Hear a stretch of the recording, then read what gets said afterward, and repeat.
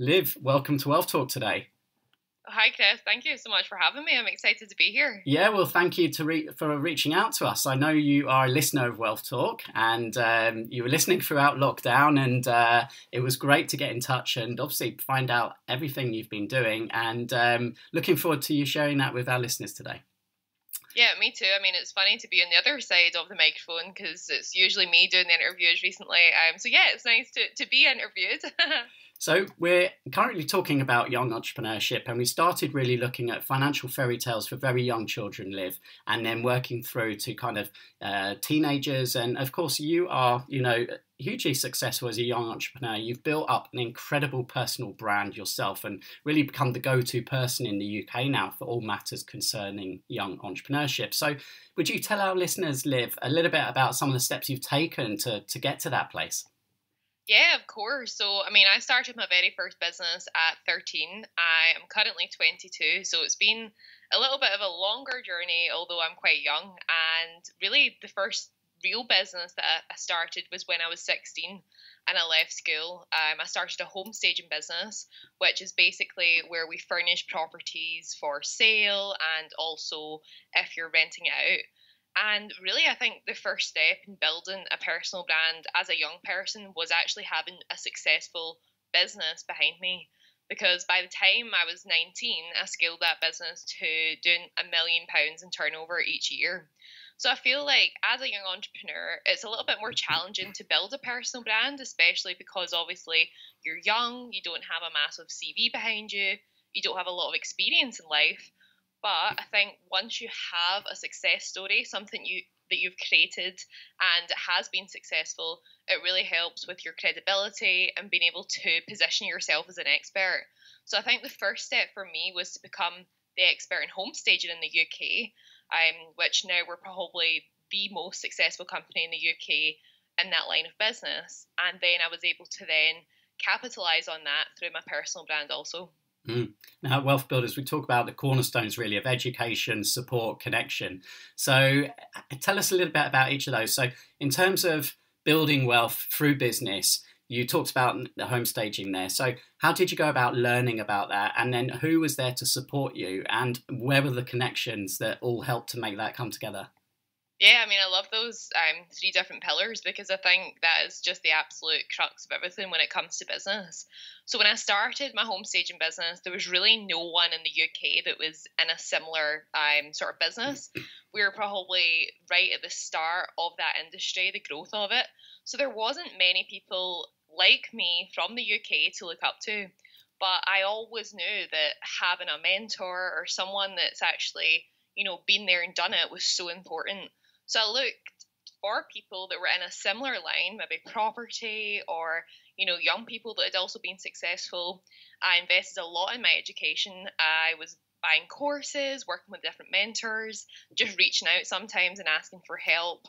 And I think that's really what it's all about. And it feeds nicely into connection. One of the things that I've learned in business is that the most successful people are willing to ask for help. And at so many points, I would reach out to someone who'd already walked the path that I want to go down and said, hey, can you help me? But also, here's where I can add value. And I guess that's the real power of connection. Yeah. And at such a young age, Liv, 16-year-old entering the sort of traditionally middle-aged, male-dominated property industry. Did you get that imposter syndrome? Did you feel like you didn't belong there? And, how did you kind of break through that? Oh my God, yeah. And I mean, I still have imposter syndrome to this day. Like, I've had dinner with the Prime Minister and I thought it was like a joke when the letter came through the door. I was like, is this a scam? Is somebody trying to do something here?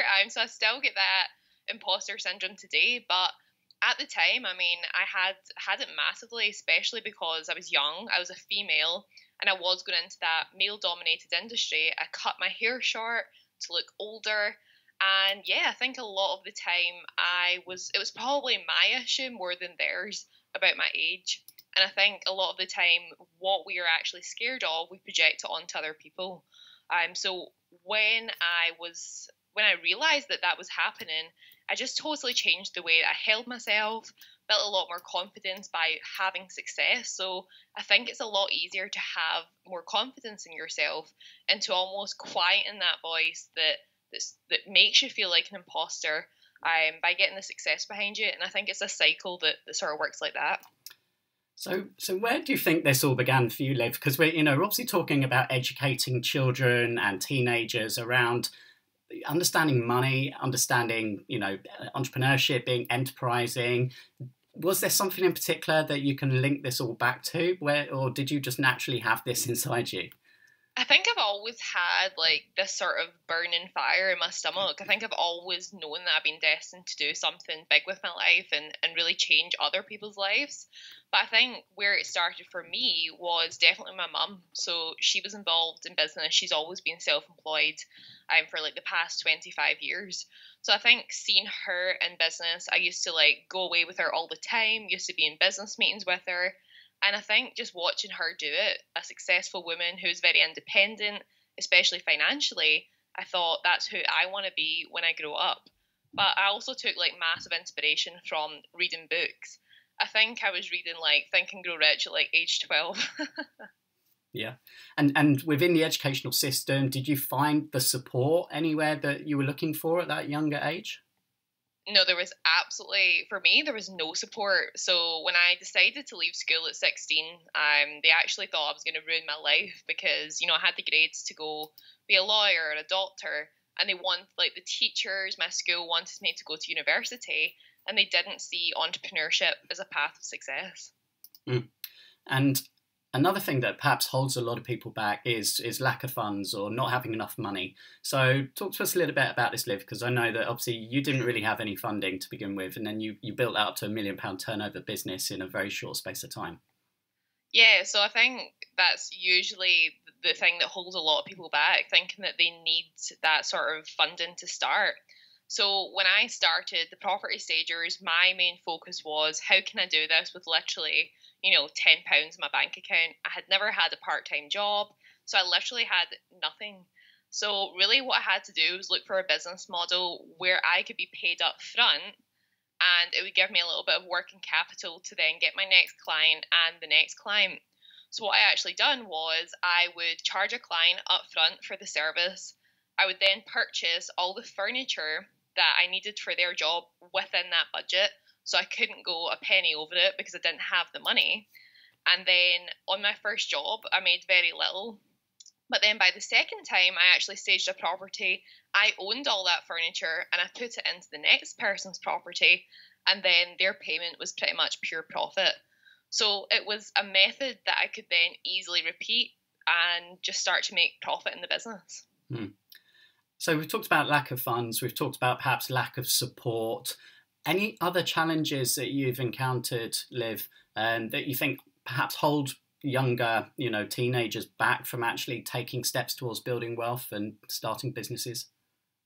Yeah, I would just say it's probably the lack of confidence and maybe the lack of role models as well. I feel like there are a lot of young entrepreneurs out there, and funnily enough, we've been looking for more of them because my book, and I want to feature people, but I've noticed there's a real lack of people promoting themselves, and I think it does come down to confidence and then also potentially worrying, I guess, what other people think, because, there's no limit on what you can achieve by a certain age, and there's no limit that says you cannot earn £1 million in your teenage years.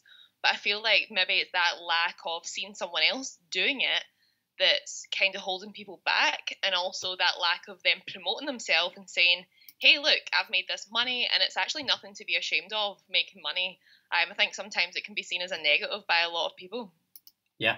And, you were awarded the UK Young Entrepreneur of the Year Award in 2019, Liv. So, fantastic achievement there. Well done for that. And how did that change things? And obviously now being such a role model for others, what does that involve? Yeah, so for me, when I won that award, it was totally unexpected. We'd won quite a lot of awards in a short space of time, but obviously that was kind of the icing on top of the cake to be named the number one in the country. And to be honest, not too much change for me because I've always had the mindset of, helping other people up, passing down the ladder so that other people can follow in your footsteps. But I take this role quite seriously because I believe that, being in business, entrepreneurship can change your life it's not easy, and I'm always upfront that it's definitely not the easier path, but you can really design a life that's quite incredible further on down the line. So in 2021, my goal is actually to impact 1 million young people's lives positively through business and entrepreneurship. Wow. And what would be some of the steps that you feel that you'll be able to achieve that? I guess connections would be a big part, right? Yeah, connections is a massive one. I'm connecting with a lot of bullying charities as well, because I was bullied at school, and it's something I feel really passionate about, is sharing that, how to overcome that and how to deal with it. So we have massive connections through high schools and all of that.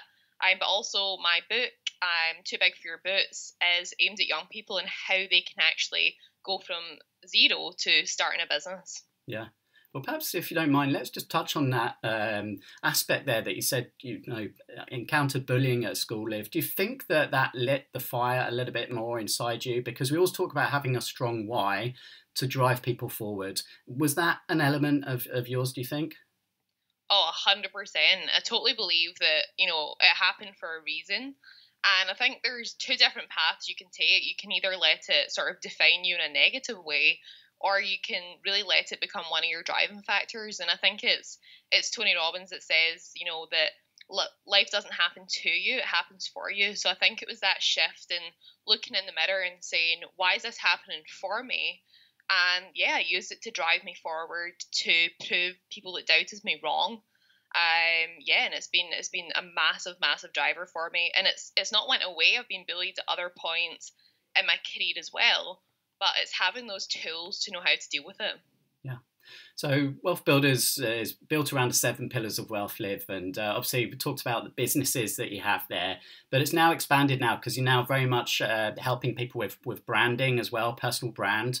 You've talked about your book there, and you have a podcast as well. So you're now branching out into IP. I know you've got courses as well, and joint ventures we've touched on as well. So building wealth across multiple pillars, diversifying. Any additional thoughts on that, and why that's important for people listening, to have income coming from different channels?